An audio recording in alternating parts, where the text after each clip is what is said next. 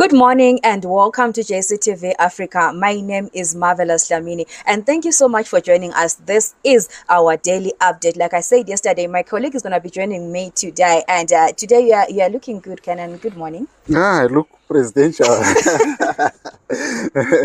How are you doing this morning, and how was the celebrations yesterday? Yeah, it was interesting, watching it on TV and looking at different things that were happening. I can say it was interesting. Yeah.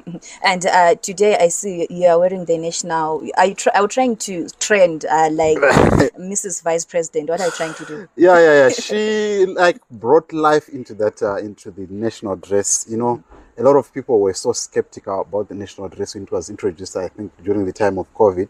But what Vice President's wife was looking like yesterday, it was really amazing. And people were so, people from different, from people from the opposition, they always, oppose and oppose and oppose. But yesterday, everyone was saying, politics aside, this is amazing. She brought life into that dress. And I think designers need to, put their hands together and, put life into the dress, because it is very important, politics aside, that the national dress needs to be inculcated in our lives, so that you see in places like Ghana, Nigeria, they have it. Even some of them, they have it as a school uniform.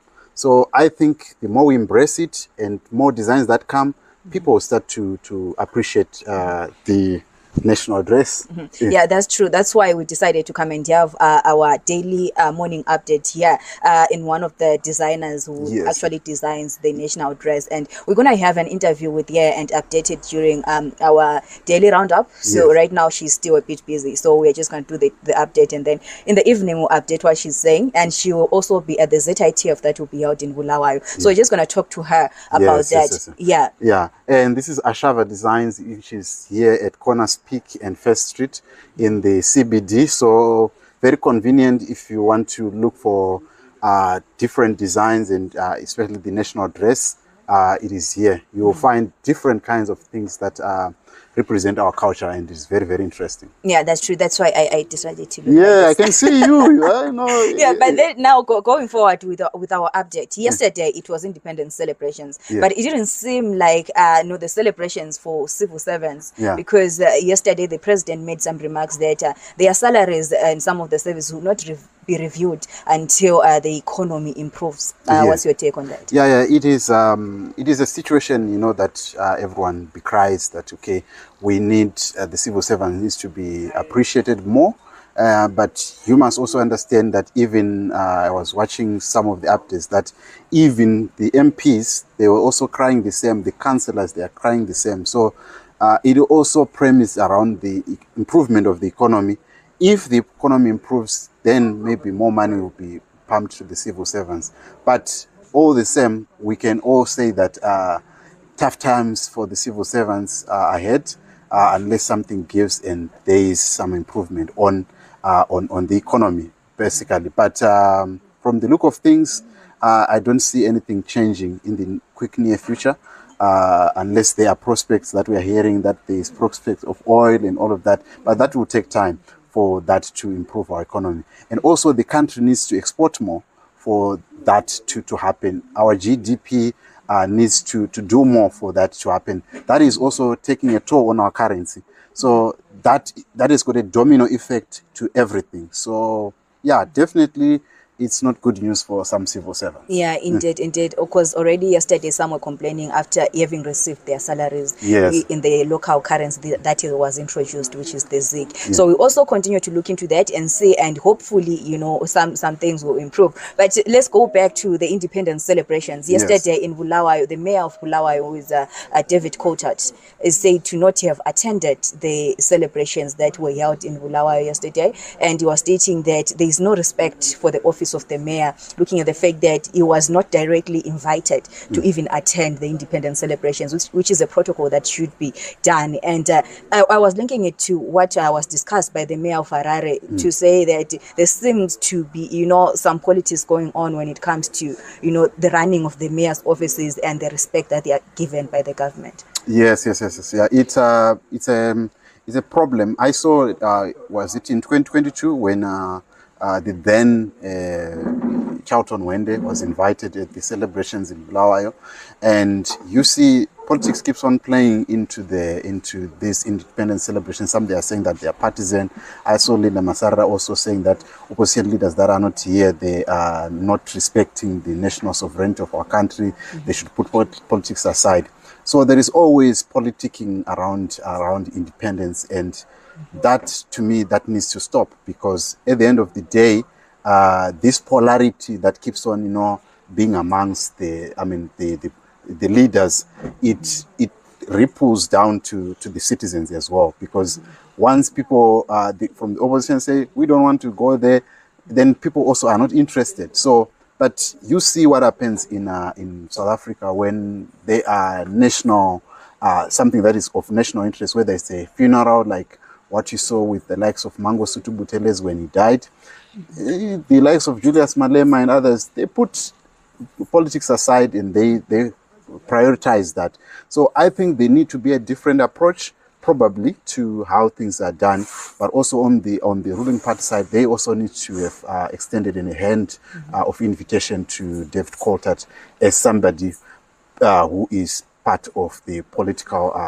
space. But also, you must also understand the fact that some of them in the past, they have snubbed these invitations. And, if there is recurrence of those snubbing and all of that, then people say, let's not invite them. So those are some of the things that play out. Yeah, but I still think that protocol should be followed. Yes. Yeah, so now let's go. You were telling me about the scams that are now increasing around the city. Yes. Zimbabwe. What's the update on that? Rent to buy cars. People are being told that they are rent to buy cars, and they pay something like within $250 to $300.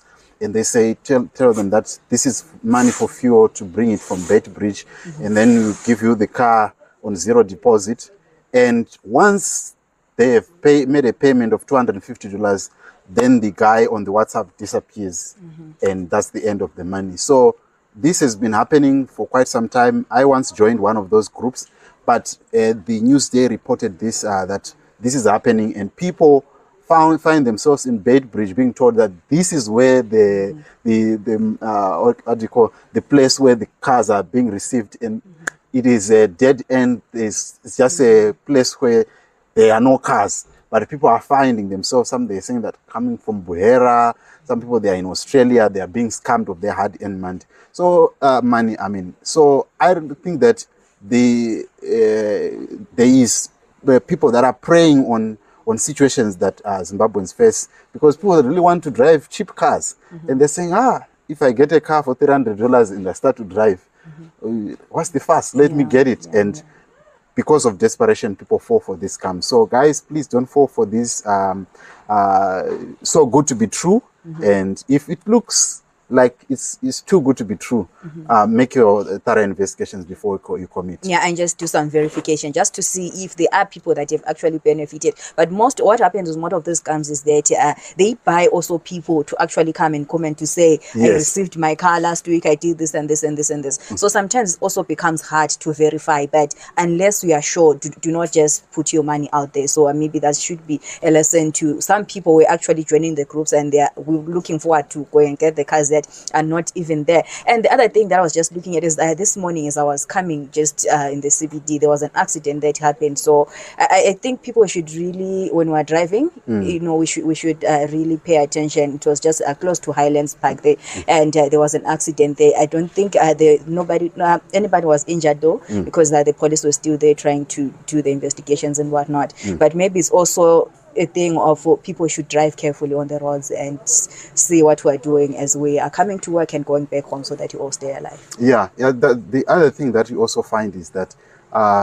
with the police, sometimes they don't ask for the license to these drivers, and that is a cause for concern, because once you don't request for the driver's license, people are just driving without driver's licenses, and some of these people, they are the ones that cause trouble on the road. And I think the government needs to clamp down on asking for licenses to motorists, because that is a cause for concern. Because some driving that we see on the road, it's really something that shows that people have not attended any driving school, and they don't have any respect for the rules of the road.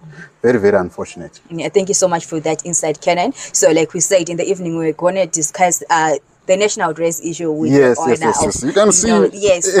Yeah, like you said, you look presidential. That is fine. Thank you so much for tuning in. This is JCTV Africa. My name is Marvelous Damini with my colleague Kenan, and we'll bring you in the evening the daily roundup as we talk about the national